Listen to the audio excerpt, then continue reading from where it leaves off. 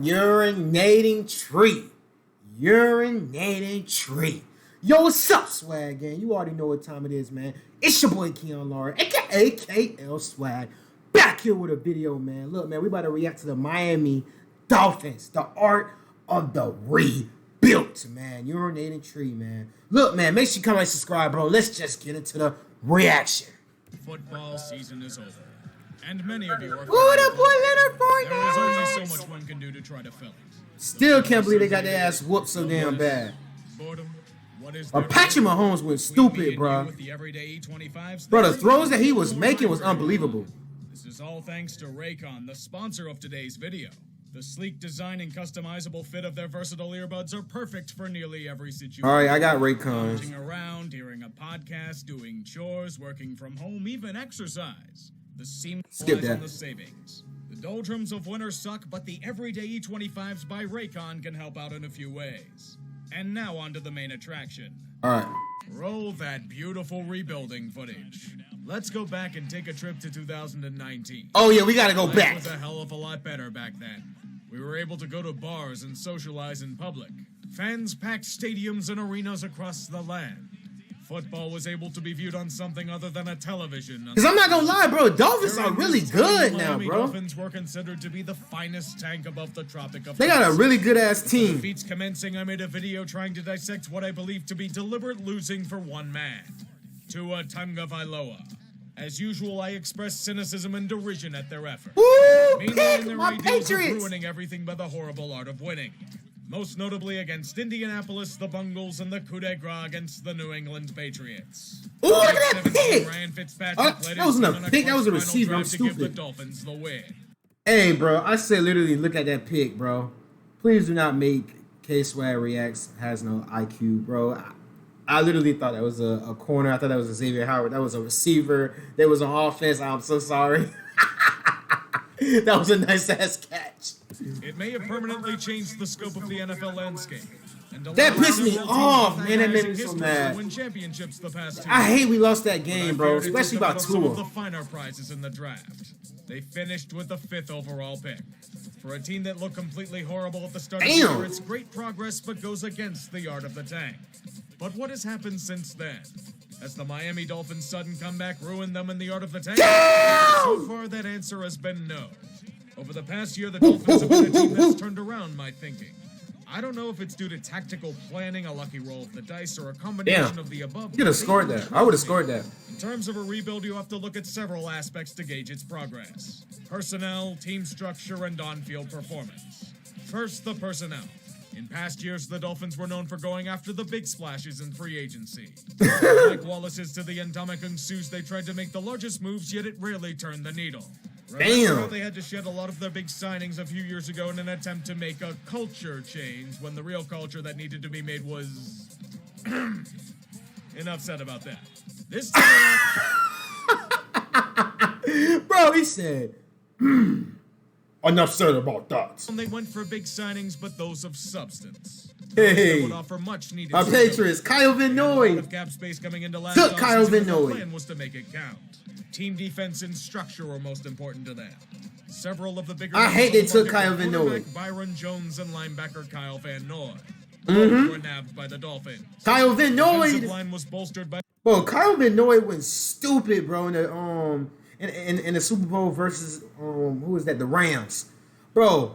I wish I had the video, bro. When he threw Jared Goff to the ground, bro, it was so funny. I was like, put Jared Goff to the ground, put him on his knees, make him suck that dick, bro. I was saying so much shit, bro.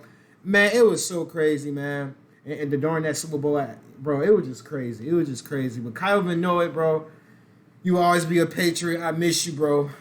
Just wish you was with my Patriots again. You was a dog, bro. By Shaq Lawson and Emmanuel Ogbah. Oh yeah, he's fire. Weren't able to fully translate it onto the field. Even then, it's still an upgrade. There were several moves on offense, mostly bringing in Eric Flowers for $10 million per year. I'm thinking, wait, Eric Flowers? Bro, who is that running? From the Giants? Him? Apparently, he managed to salvage his career as a guard for name redacted. Better fit for his overall skills. They had brought in a few running backs in Jordan Howard and Matt Breida, but they never really managed to break into the roster. Howard got cut a few weeks into the season, but they did get the prize they were looking for. Tua. He fell in the draft to the 5th overall pick. The fears of fucking up the tank were overblown. They got what they wanted in the end. Although Joe Burrow became the much better prospect by draft time, Tua was still highly regarded, but he had developed health concerns. With their other first-round picks in this draft, thanks Pittsburgh and Houston, they messed him up. Austin Jackson and Noah Benogany. Whether or not they thrive at this level is to be determined. The next year wasn't considered a big year for the Dolphins. All people were expecting out of them was progress. A low bar, but still something that can be failed, as other franchises have proven in the past. They'd have Ryan Fitzpatrick back as a steady hand, so they weren't going to chuck Tua into the fire immediately. Good sign so far. But the real progress I saw would come in the form of team structure and coaching. This is the part that surprised me from them. I especially saw it around the halfway point of the year. Okay. The Dolphins had molded into a legitimately formidable unit. Oh. The thing was that they were doing it in completely differing ways. But it was! The Rams, it was strong defense carrying the team. Versus Arizona, they managed to keep up with them offensively with Tua starting the game. Ooh. San Francisco was just a bloodbath against a team slowly suffering from internal injuries. A team that wins 8 of 10 in the NFL has to earn it. And in many ways, they did. Did they overachieve when you consider their team? Yes. Does it mean that such progress should be dismissed? Absolutely not. The group had several key talents emerge as franchise cornerstones. The main one being Xavier Howard. Oh my God, he went stupid. Great tanking and culture changes, and he is one of the best cornerbacks in the league. He is. Play after spectacular play against elite receivers, leading the league in interceptions and pass deflections. In the age of offensive football, this is outstanding production. And at his bro, he literally led the league in interceptions, bro. He had like 7 picks and I think it was like 4 or 5 games, bro. Dude had picks after picks after picks, bro. He went stupid, but I don't think he's gonna go that dumb next year, bro. I don't think he's gonna go that crazy next year. Contract is a bargain. Mike Gesicki's looked solid as a tight end over the past few years. When he's healthy, Devontae Parker is a game changer. Myles Gaskin and Salvon Ahmed became decent running backs. Jerome Baker was a solid presence in the linebacker. Oh yeah, Jerome Baker always been Xavier's good. Became one of the most automatic kickers in the league. And damn. Yes, I am building a shrine to Xavier's greatness. Don't judge me. What I was Judge Brian Flores. I had my concerns about him last year, not because of what he did in New England, but because I was fearing he needed more time to develop as a coach. It was a very risky move for Miami to make, and he has honestly rewarded them for it. He's taken the opportunity he's been given and has run with it so far. Over the past 2 years, he's evolved as a coach, as a mentor, and as a motivator. You can see it in his game planning and the way his players buy into the schemes. He's shown that he's willing to take risks, especially with his quarterback deployment. Having a starter-reliever mentality at QB is unconventional, but it has worked for him so far. Most importantly, he's something that nearly every other coach from the Belichick tree isn't. Authentic. Too many times have his disciples tried to come in and force themselves into the equation instead of letting things come naturally. They try way too hard to be aggressive and in your face, and that doesn't work at this level. From what I've seen, Flores isn't trying to be Bill Belichick. He's trying to be Brian Flores. And that goes a long way to winning over a locker room. Those strides also showed in the on-field performance of the team this past season. This team needed a true leader. They did. I think Flores is that from what he has shown. Oh, okay. The Dolphins weren't expected to be any damn, he slided. Spot at the beginning of the year. Fast as hell. Only missed the playoffs by 1 game.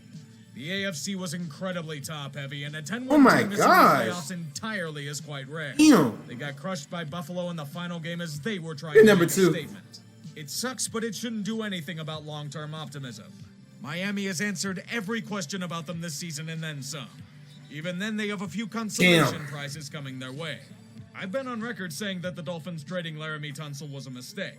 Franchise-caliber talents at left tackle are rare to find, and the return wouldn't be enough to overcome such a move. Looking back at it now, there was one variable I didn't take into account. That the Texans would implode as an organization.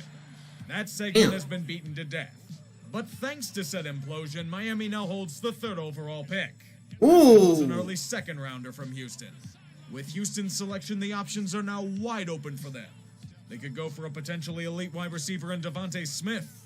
They could draft another potential franchise-caliber tackle in Penei Sewell.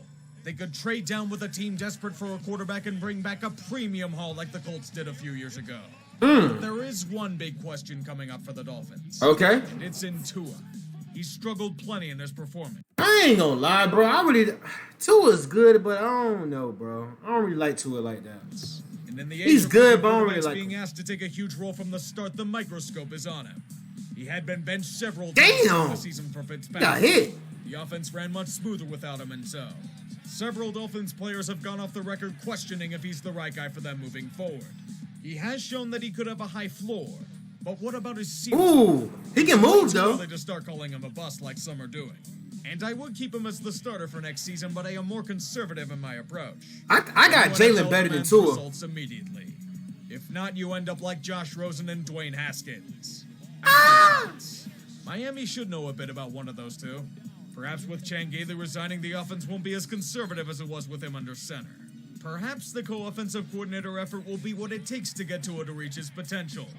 Or maybe those Deshaun Watson rumors have legs after all. But those are speculative questions. And the same goes for what the Dolphins will do moving forward. As I said, the team grew on me over the season. They've honestly turned me from a doubter into someone who is eager to see how they will evolve over the next year or two. Damn. There are plenty of roads they can take, especially with such a top prize as the third overall. God damn, Jakeem Grant sliding. To see what they do. Oh my God. A decent amount of cap space to make a few moves this offseason. For as cynical as I am about Stephen Ross, he is a hands-off owner. I have confidence that it will stay as such moving forward, especially with the structure that seems to be developing. Hopefully in a year or two I can make a video about the art of the contender, but that will require more work. Work that the Dolphins seem to be eager to do. Good luck, boys. They said good luck, boys. Oh my God, bro. That is crazy, bro. But anyways, man, make sure you comment, like, subscribe, bro. I will see you guys in the next video. Who do you got? Let me know down below if you're still watching this video. Jalen Hurts or Tua? I got Jalen Hurts. I'll see you guys in the next video. Road to 10K, baby.